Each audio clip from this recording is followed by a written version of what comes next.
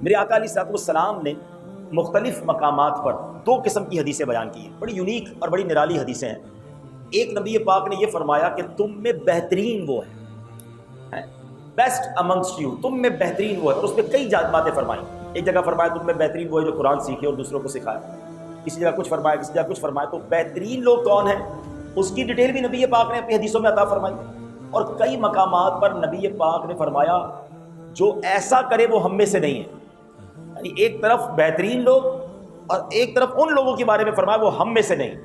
تو میں دو حدیثیں انشاءاللہ بہترین لوگوں کے حوالے سے، ایک یا دو حدیثیں، اور ایک یا دو حدیثیں ان لوگوں کے بارے میں کہ جن کے بارے میں نبی پاک نے فرمایا وہ ہم میں سے نہیں۔ یہ دو باتیں سمجھنا بہت ضروری ہے۔ ہمیں بہترین لوگوں میں بننا ہے، ہمیں ان لوگوں میں نہیں بننا جس کے بارے میں نبی پاک فرما رہے ہیں وہ ہم میں سے نہیں۔ ہم کہاں جائیں گے؟ اگر آقا علیہ السلام نے ہمیں اپنے آپ سے دور کر دیا تو پھر تو مارے جائیں گے نا۔ شفاعت کس سے لینی ہے؟ دامن میں کس کے چھپنا ہے؟ اب غور سے سنیے۔ تو اب بہترین لوگ کون ہیں؟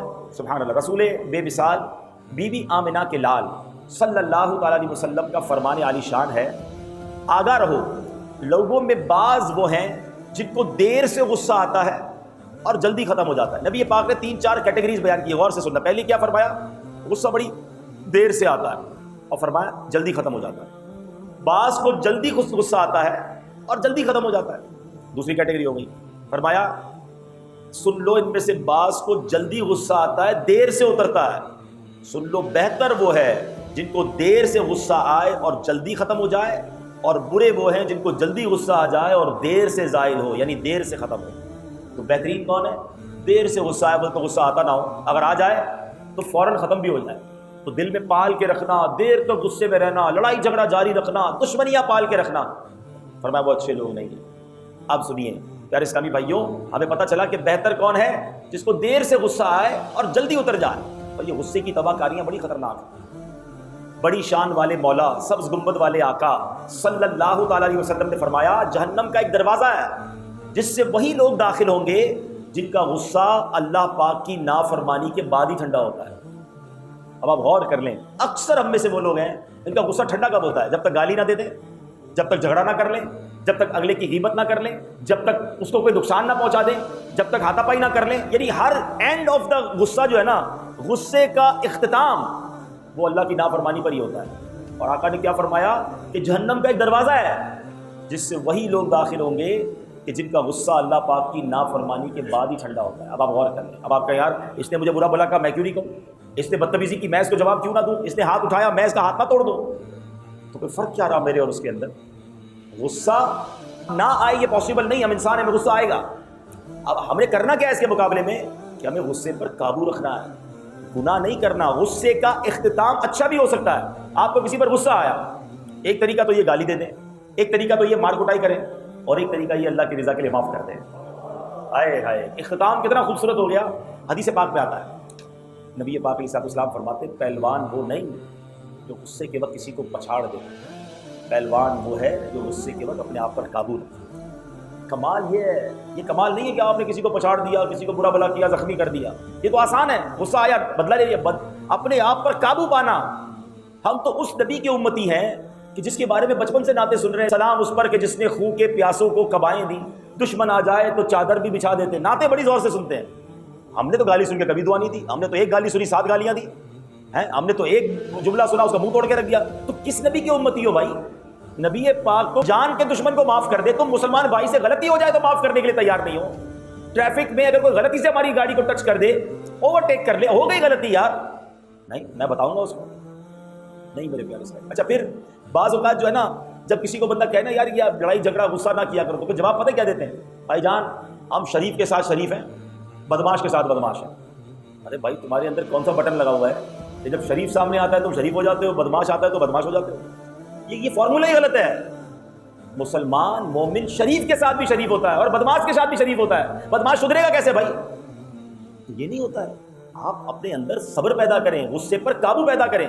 اب سنیے، بی بی عائشہ صدیقہ رضی اللہ عنہا کو جب غصہ آتا نا تو نبی پاک ان کو کیا فرماتے؟ یوں کہو اللہم رب محمد اغفر لی ذنبی واذہب غیظ قلبی واجرنی من مضلات الفتن۔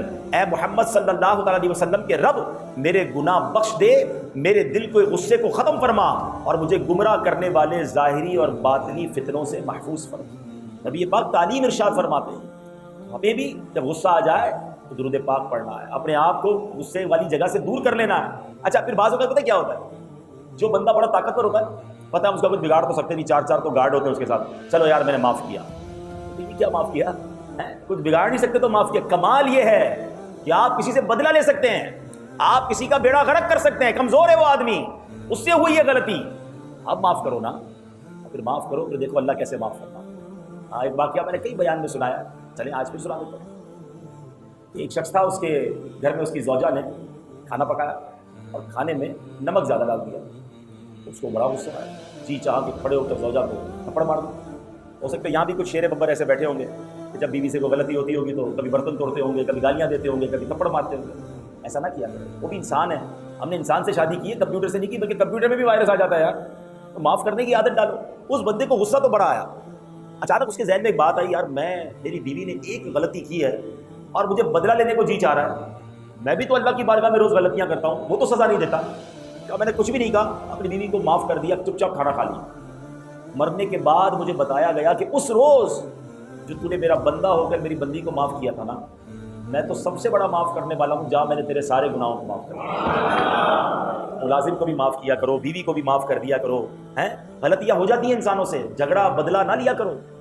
اور سنو آج غصے کے میں آپ کو وظائف میں بتا دیتا ہوں۔ کچھ لوگ کہتے ہیں یار کیا کرے، بہت آ جاتا ہے غصہ، تو چلو آج وظیفہ بھی لے لو۔ جس سے زیادہ غصہ آتا ہے اسے چاہیے چلتے پھرتے کبھی کبھی یا اللہ یا رحمانو یا رحیمو کہہ لیا کریں، دوہرا لیں، یا اللہ یا رحمانو یا رحیمو، یا اللہ یا رحمانو یا رحیمو، یا اللہ یا رحمانو یا رحیم، یا چلتے پھرتے یا ارحم الراحمین، کیا پڑھیں گے؟ یا ارحم الراحمین، یا ارحم الراحمین، یا ارحم الراحمین۔ تو یہ دو وظیفے یاد رکھیں، یا اللہ یا رحمانو یا رحیمو یا ارحم الراحمین۔ اچھا پھر بڑی پیاری بات علماء نے لکھی کہ جب غصہ آئے نا تو وضو کر لیں، کیونکہ غصہ شیطان کی طرف سے، شیطان آگ سے بنا ہوا ہے، جب آپ وضو کرتے ہیں تو آپ کول ڈاؤن ہو جاتے ہیں، تو فوراً وضو کر لیں۔ پھر اسی طرح ایک اور پرابلم پتہ ہے کیا، کسی ملازم سے غلطی ہو گئی یا بیوی سے غلطی ہو گئی یا بچے سے غلطی ہو گئی، اب غصہ آ رہا ہے اس کے اوپر، وہ بھی سامنے بیٹھا ہے، آپ بھی سامنے بیٹھے، ہر تھوڑی دیر بعد دیکھ کے اسے غصہ آ رہا ہے، تو بہتر یہ ہے کہ جس سے لڑائی ہو گئی ہے، جس پہ غصہ آ رہا ہے، وہاں سے اٹھ کر چلے جائیں، منظر بدل جائے گا نا تو آپ کا غصہ بھی ٹھنڈا ہو جائے گا۔ تو یہ بھی آپ نے ایک فارمولہ ذہن میں رکھنا ہے۔ ایک دوسری حدیث، بہترین لوگوں کی بات ہو رہی ہے، نبی پاک علیہ السلام فرماتے ہیں اِنَّ خِيَارَ النَّاسِ أَحْسَنُهُمْ قَضَاءً، بہترین شخص وہ ہے جو قرض اچھی طرح ادا کرے۔ اب پرابلم یہ ہے کہ یہاں قرض لیتے وقت بندہ دوسرا ہوتا ہے، واپس لوٹاتے وقت بندہ ہی دوسرا ہو جاتا ہے، اتنی محبت سے اتنے پیار سے حضرت بس پیسے دیتے ہیں، ایک مہینے پورا ہونے سے پہلے ہی لوٹا دوں گا، بندہ کہ یار اتنی قسمیں کھا رہا ہے، اتنی منتیں کر رہا ہے، اس کے بعد نہ جناب کا فون اٹھتا ہے، اب ہم اس کے گھر کے دھکے کھا رہے ہیں۔ یہ کبھی بھی نہ کریں، اگر کسی سے قرض لیا ہے تو پراپر صحیح طریقے سے ادا کریں۔ کوئی تحفہ بھی واپسی میں دے، پہلے سے طے نہیں ہو تو تحفہ ایکسٹرا دینا بھی سود نہیں ہوتا۔ پہلے کوئی طے کر لے کہ لاکھ دو، واپسی میں 1,05,000 دوں گا تو پھر تو یہ سود ہو جائے گا، لیکن اگر آپ کو کسی نے لاکھ روپے دیے، 50,000 قرضہ دیا، مصیبت میں کام آیا تو پیسے بھی لوٹائیں، دعائیں بھی دیں، ممکن ہو تو کوئی تحفہ بھی دے دیں کہ اس بندے نے آپ کے ساتھ بھلائی کی نا۔ اگر تحفہ تو دور کی بات ہے، وہ اگلا منتیں کر رہا ہوتا ہے میرے پیسے واپس لوٹا دو۔ یہ شرعی مسئلہ یاد رکھیں کہ اگر کسی نے کسی سے قرض لیا اور اب وہ نہیں لوٹا رہا ہے، حالانکہ اس کے پاس رقم ہے یا اتنا گھر میں سامان ہے کہ بیچ کے دے سکتا ہے، تو جب تک نہیں لوٹائے گا ہر دن ہر وقت اس کو گناہ ملتا رہے گا، اس کی گناہوں کا میٹر جاری رہے گا۔ اور سبحان اللہ کتنا پیارا مذہب ہے، جو قرض دینے والے ہیں نا ان کو پتہ ہے کیا ترغیب ہے، بہت خوبصورت بات بتانے جا رہا ہوں، بلکہ جو مالدار بیٹھے ہیں نا، تھوڑا بہت تک قرض کا اکاؤنٹ رکھو اپنے آفس کے اندر، اپنے دکان کے اندر، چلو اپنے ملازمین کو، رشتہ داروں کو قرض دے دیا کرو، اور بھلے یہ آپ کی مرضی ہے کہ آپ اس طرح دیں کہ آپ کو ہر مہینے کیسے لوٹائے گا، تنخواہ سے آپ کاٹو گے، سسٹم بنا لیں، مگر قرض دیا کرو۔ کیونکہ نبی پاک علیہ السلام جب سفر معراج پر تشریف لے گئے نا تو آپ نے وہاں پر جنت کے دروازے پر کچھ اس طرح لکھا ہوا دیکھا کہ صدقے کا ثواب 10 گنا ہے اور قرض کا ثواب 18 گنا ہے۔ تو آپ نے جبریل امین سے پوچھا، اے جبریل صدقے کا ثواب 10 گنا، قرض کا ثواب 18 گنا؟ تو کچھ اس طرح عرض کیا کہ حضور صدقہ تو ہر کوئی مانگ لیتا ہے، قرضہ ضرورت مند ہی لیتا ہے، تو قرضہ دینا بڑی نیکی ہے۔ بدقسمتی یہ ہو گئی کہ جو قرضہ لے جاتے ہیں نا وہ لوٹاتے صحیح نہیں ہیں، تو اب دینے والے بھی ڈرتے ہیں، ورنہ یہ کام بہت اچھا۔ اچھا 2 کام خراب ہو گئے، ایک تو قرضہ نہیں دے رہے، اور آج کل قرضہ دے تو بولتے نفع کتنا دو گے۔ ہر بندے کو اب سود چاہیے، معاذ اللہ حرام چاہیے، مدد والا کانسیپٹ ختم ہو گیا۔ تو یہ اسلام دونوں طرف والوں کو سمجھاتا ہے، قرضہ لو ٹائم پہ لوٹاؤ تاکہ وہ آگے بھی کسی کو قرضہ دے۔ اور میں جو بات بتانے جا رہا ہوں نا بڑی خوبصورت بات ہے، سیدی اعلیٰ حضرت امام اہل سنت فرماتے ہیں، اور بعض روایتوں کا میں خلاصہ بتا رہا ہوں کہ اعلیٰ حضرت نے کسی کو بتایا، مثال کے طور پہ بتا رہا ہوں، کہ میں روزانہ 10,000 روپے صدقہ کرتا ہوں. اس زمانے کے 10,000 آج کے 10 لاکھ ہو گئے. تو حضور اب روزانہ 10,000 صدقہ کیسے کرتے ہیں؟ تو فرمایا حدیث پاک میں آتا ہے جس کا مضمون ہے اگر کوئی شخص کسی مسلمان کو قرضہ دے، مثال کے طور پہ آپ نے 1 لاکھ روپے یا 50,000 روپے 3 مہینے کے لیے کسی کو قرضہ دیا ہے، روایتوں میں آتا ہے اسے روزانہ 50,000 روپے صدقہ کرنے کا ثواب ملے گا. 3 مہینے تک کتنے پیسے ہو گئے؟ 50,000 سے حساب تو کرو. 15 لاکھ روپے 1 مہینے کے، 3 مہینے کے 45 لاکھ روپے، 45 لاکھ صدقہ کرنے کا ثواب ملے گا. 3 مہینے بعد 50,000 بھی واپس آ جائیں گے. اس سے اچھا کاروبار ہے کوئی؟ آپ سنو آگے روایتوں میں آیا کہ 3 مہینے پورے ہو گئے. اب وہ اگلا کہتا ہے مہربانی کرو، پریشان ہوں، تکلیف میں ہوں، 1 مہینہ اور دے دو. آپ نے اس کو 1 مہینہ اور دیا، اب یہ 50,000 کا ثواب روزانہ لاکھ روپے کا ثواب شروع ہو جائے گا، ڈبل ہو جاتا ہے. تو اللہ نے دیا ہو نا، تو کوئی چھوٹا موٹا اپنے آفس میں کہ یا چلو مہینے کے میرے اکاؤنٹ میں 2-4 لاکھ روپے ایسے ہونے چاہیے جو قرضے میں ہونے چاہیے، واپس آ جائیں، کسی اور کو قرضہ دوں، اس سے واپس آ جائے کسی اور. مجھے روز 4 لاکھ روپے صدقہ کرنے کا ثواب مل رہا ہے، وہ تو میں کر ہی نہیں سکتا. تو اس میں مسلمانوں کی خیر خواہی بھی ہے، مسلمانوں کی مدد بھی ہے. تو یہ ہے ہمارا خوبصورت مذہب اسلام. میں دوبارہ کہہ رہا ہوں کہ جب اس طرح کی ہم باتیں کرتے ہیں تو لوگ یہ کہتے ہیں مولانا صاحب بات تو آپ اچھی کر رہے ہو، ثواب بھی بہت ہے، لیکن قرضہ دیتے کہ واپس دیتا نہیں ہے. تو آپ نے دیکھا میں نے پہلے کیا بیان کیا کہ قرضہ دینے والا ضرور قرضہ لوٹائے، ورنہ اس کا ہر دن ہر لمحہ گناہ میں گزر رہا ہے. لیکن قرضہ جو کسی کو دے رہا ہے وہ بھی دل کھول کر دیتا رہے. ضرورت مند ہے لڑائی جھگڑے نہ کرے، موقع دے دے، ٹائم دے دے. ایک شخص کے بارے میں آتا ہے کہ اس بہت گناہ گار تھا، اس کا انتقال ہو گیا. مرنے کے بعد کسی نے خواب میں دیکھا کہ یار تمہارے ساتھ کیا معاملہ ہوا؟ کہتا یار میری بخشش ہو گئی. تیری بخشش کیسے ہوئی؟ تو بڑا گناہ گار تھا. کہ واقعی گناہ تو بہت تھے، مگر ایک میری عادت تھی، میں لوگوں کو قرضہ دیتا تھا. ایک بندہ رکھا ہوا تھا کہ اس کو کہتا بھائی جا کے قرضہ وصول کرو. وہ جب وصول کرنے جاتا اس کو میں نے ایک انسٹرکشن دی ہوئی تھی، ایک تاکید کی تھی کہ اگر کوئی مجبور ہو نا، غریب ہو، تو اس کو ٹائم دے دینا. اگر وہ ٹائم مانگے نا تھوڑی رعایت کر دینا، زیادہ تکلیف میں ہو تو معاف کر دینا. کہتا بھائی اللہ پاک کو میری ادا پسند آ گئی، اللہ نے میرے سارے گناہ معاف کر دیے. اچھا آپ میں سے کئی دکاندار تو اپنے ملازم کو قرضہ دے کر وصول بھی کر سکتا ہے. بھائی اگر کسی ملازم کی تنخواہ 30,000 ہے، وہ کہتا ہے صاحب مجھے قرضہ دے دے، مہینے کے 5,000 کٹواؤں گا. بندہ تو آپ کے پاس ہی ہے نا، تنخواہ بھی آپ نے دینی، ہر مہینے کاٹ لو 5,000 روپے، لیکن روزانہ 50,000 دیں گے، روزانہ 50,000 کا ثواب ملے گا. تو یہ مسلمانوں کی خیر خواہی کا اور نیکی کمانے کا. اور آج کا دور آپ کے سامنے ہے، لوگ کتنی پریشانی میں ہیں، تو اگر کسی کی مدد کرنی ہو تو انشاءاللہ اس کا بہت اجر ہے. بہرحال میں نے یہ جو قرضے والی بات ہو رہی ہے نا، اچھا پھر اس میں اگر آپ کسی سے قرضہ لے رہے ہیں، نیت کیا ہے؟ اگر نیت یہی ہے کہ پیسے لے رہا ہوں اور انشاءاللہ وقت پر لوٹاؤں گا، تو حدیث پاک میں آتا ہے کہ جو لوگوں کے مال قرض لے اور ادا کرنے کا پختہ ارادہ رکھے، اللہ پاک اسے ادا کروا ہی دیتا ہے. اور مجھے اپنے والد صاحب کا ایک جملہ یاد ہے، بڑوں کی بڑی باتیں ہوتی ہیں. وہ فرماتے تھے بیٹا ہمیشہ قرض لو تو دینے کی نیت کرنا، اللہ فرشتے مدد کے لیے بھیجے گا. اور واقعی ہم نے دیکھا کہ لوگ اگر نیت سچی ہو اللہ قرضہ اتروا دیتا ہے. اور حدیث پاک کا اگلا جملہ ہے، اور جو ان کے برباد کرنے کا ارادہ کرتا ہے اللہ پاک اس پر بربادی ڈال دیتا ہے. کچھ لوگ ہوتے ہیں پیسے لیتے ہوئے نیت نہیں ہوتی، دینے میں نہیں ہے.